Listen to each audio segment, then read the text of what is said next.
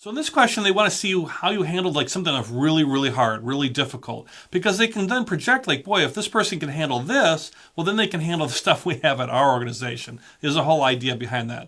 And it's not so much of describing, boy, this was really hard. They want you to describe real concisely why it was maybe hard, but more detail about how you as an individual overcame it. And maybe if you're involving other team members, great, but it's really about how you attack this particular task or problem.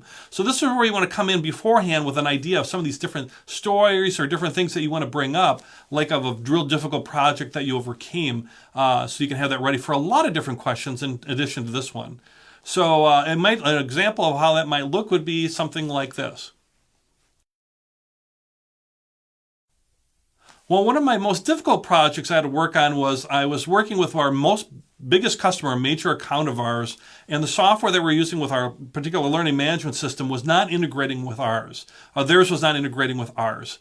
And the sales team has certainly promised some stuff. Our executive team had promised some things, and I had to really make that come true, even though it just was not working. And so what we did is we built a brand new kind of thing, a little specialized type of piece for them, that particular major account. Got funding for that. I had to get funding for it. And I also engaged some external consulting firms and some other things too as well to bring this home just a little bit, just to get those final pieces in and bring it all together. So the key was it was a project that could not fail. Biggest customers, a big amount of money, so we couldn't fail. The key for us was like, okay, if we can't fail, how do we make this happen? And really looked at this difficult project, and then my role was to really reach out and identify the resources and bring this whole home, whether it's external or internal to the organization. Okay, so there was an example. I could have gone into a little bit more detail of the project. I mentioned LMS or learning management system. It was an integration type issue. Really hammered home the point. It was a large account, and that really had to be successful. So the key was not that I'm describing the situation, but here's how I approached it. I used external resources and I used internal resources. Here's where I got approvals.